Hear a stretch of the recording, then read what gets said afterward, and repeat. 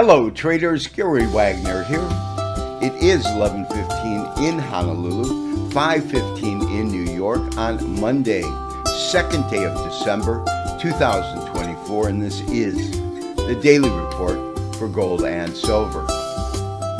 Gold prices dropped by approximately $12 in New York trading, closing at about $26.63. It is slightly lower now in Australia at $26.6130. As you know, our current model believes that the rally that really began on October the 3rd, carrying up to the all-time record high price of $2,800 at the end of October, was a conclusion of a motive phase, waves 1 through 5, and we have now entered our corrective phase, which is playing out as an A, B, C. We have completed our A. It was a very, very large drop from $2,800 down to about $25.67, and we then saw our B go right within our parameters above the 50% retracement of A and below the 75% retracement of A when it came in as high as 27.4560. However, rather than continuing to drop, because typically a C wave will go at least to the low achieved at the A wave, that would be called a flat, or below that price point, and then it's labeled as a standard zigzag. But rather what we saw was a tremendous $90 drop a week ago Monday, and then gold slowly picked up some momentum, was probably traders buying the dip, and was up for 3 consecutive days up until today, when today we saw a price decline. We did send out a trade alert. We entered our trade on a limit order at 26.6100. The market is trading just above that price point. Our stops below it. For particulars, take a look at the proper action section on the members page. In terms of our technical studies, momentum indicators and oscillators, they are showing that gold is neither overbought nor oversold. We are looking at a stochastic indicator, which currently has the %K and %D at 55. It would have to trade above 80 to become overbought, or below 20 to consider it oversold. We are right in the middle of that, so it is in a very neutral place. When we look at our moving average ribbon, titled that because it has the 50-day short term in green, the 100-day interim term in blue, and the longest term, a full year average or 200-day in red. Gold prices are currently well under the green 50-day moving average, but above the 100-day moving average in blue. What that tells us is that on a very, very short-term basis, we cannot label gold as being really bullish. That's obvious. We are in the midst of a correction. The fact that it is well above the 100-day tells us that on an interim basis, gold is still extremely bullish. We are looking at the same daily chart, but with the RSI on the bottom, and you can see that that is also not showing that gold is overbought or oversold.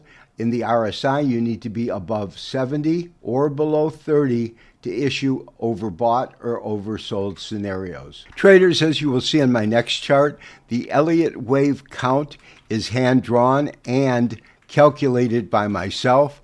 I am using the Elliott wave absolute chart analysis.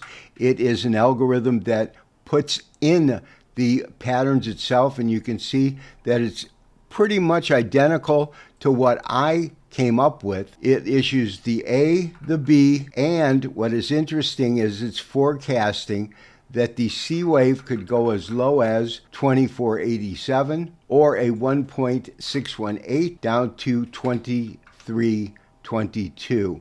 I don't agree with that personally, but we have to realize that what this is calculating it from is the absolute impulse phase, which started at $1,982 up to this top at $2,800.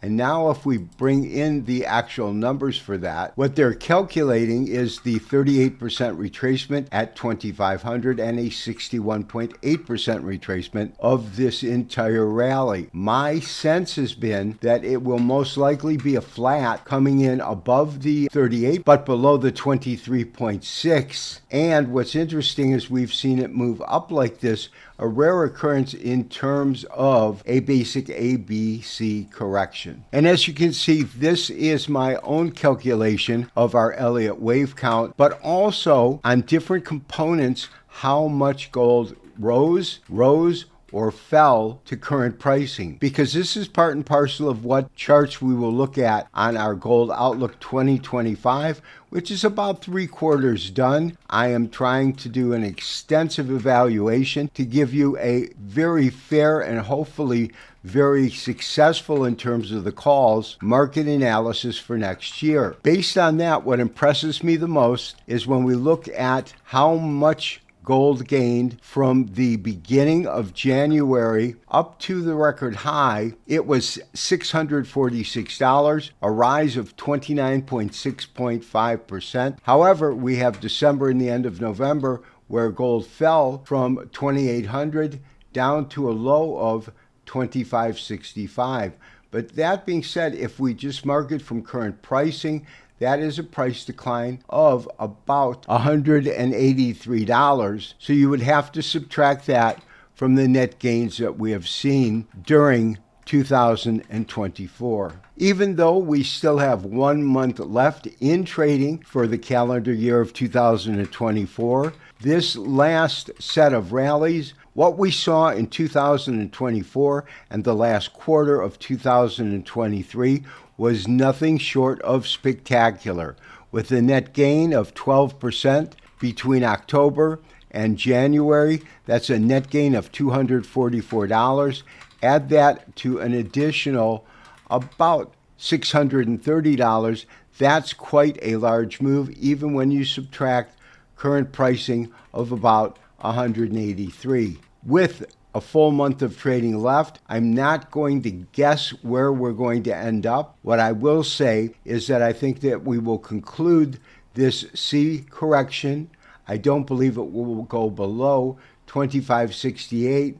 It is acting on, and we could see a little push up, and that is why we sent out a trade alert. We are long at 61. Market is currently at 64.